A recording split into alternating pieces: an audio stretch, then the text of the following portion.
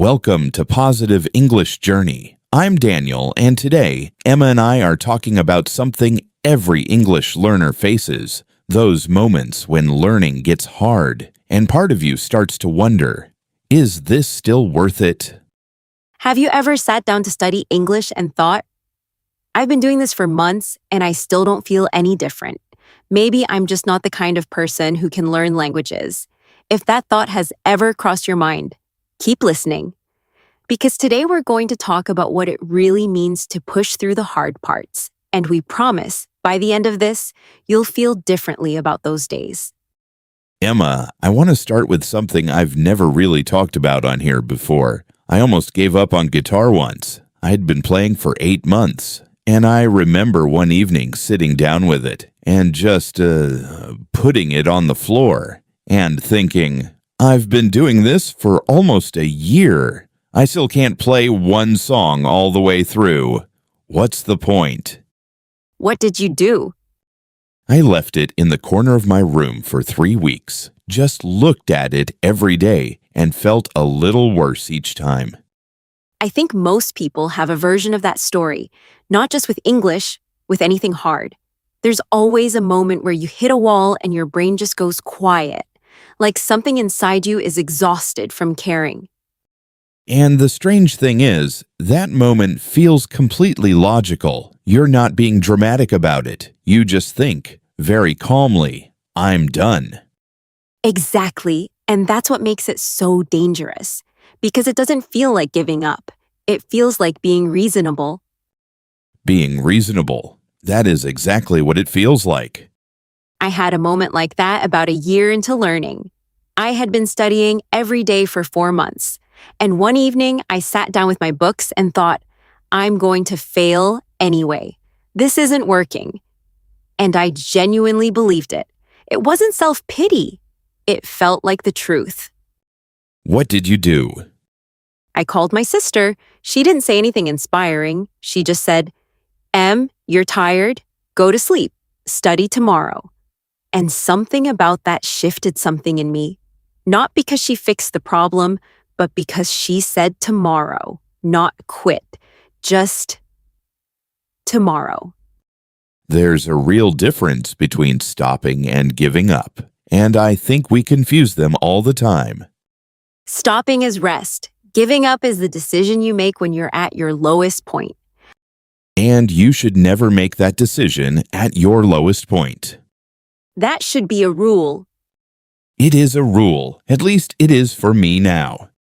Have you ever been right at that edge, wanting to quit, and you're glad you didn't? Tell us in the comments below. We genuinely want to hear your story.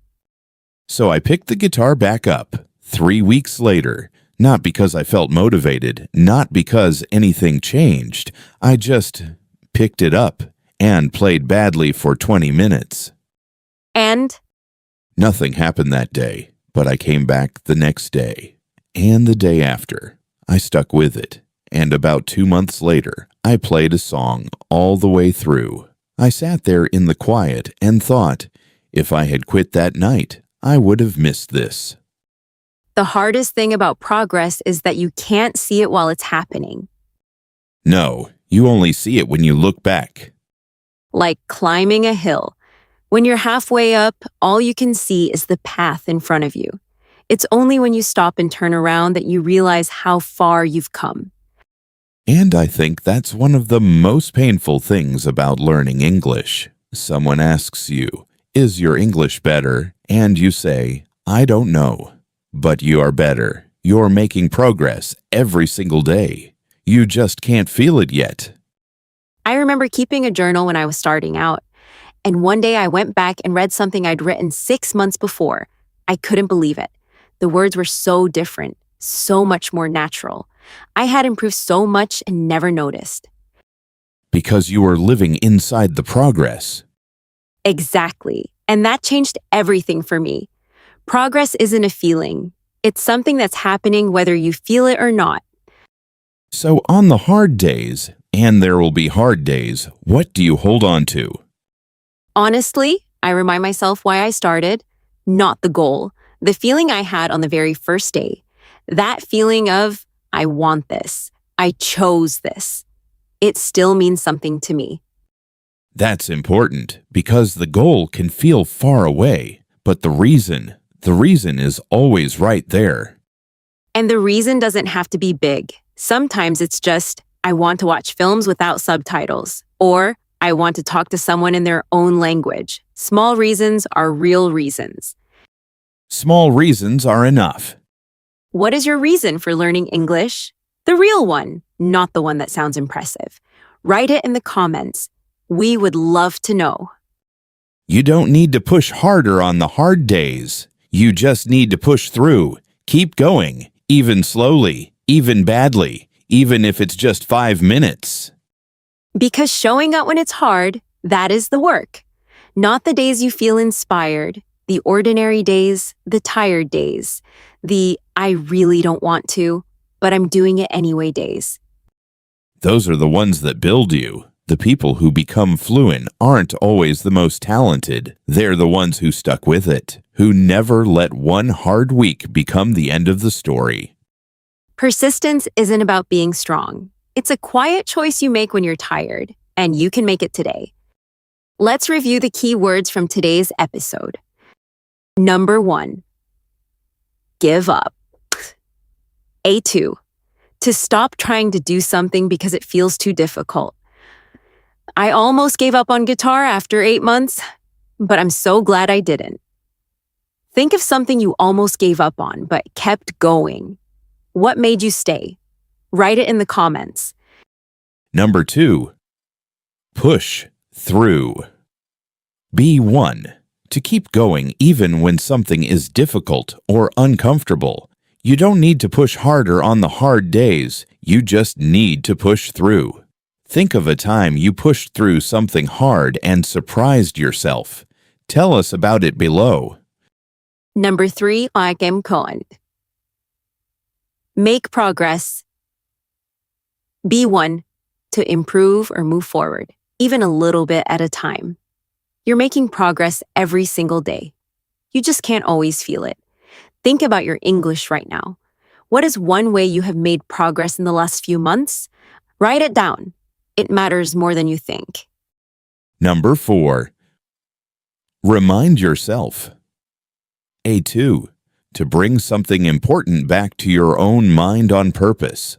On the hard days, I remind myself why I started. What is the one thing you want to remind yourself when learning feels impossible? Write it here and come back to read it on a hard day.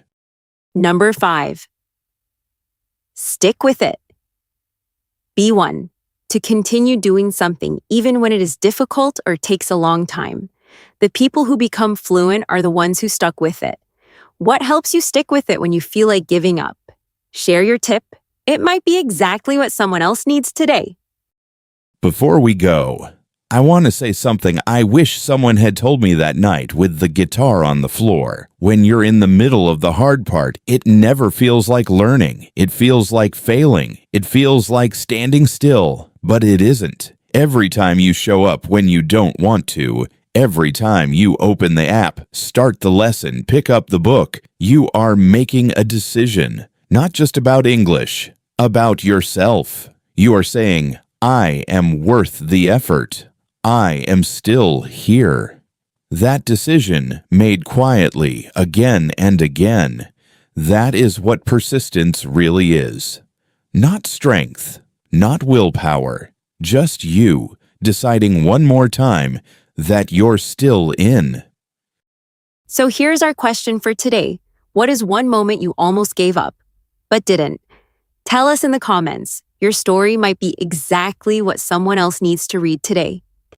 If this episode helped you take one more step today, share it with someone on the same journey. Subscribe so you don't miss what's coming next. And we'll see you here on Positive English Journey. Keep going.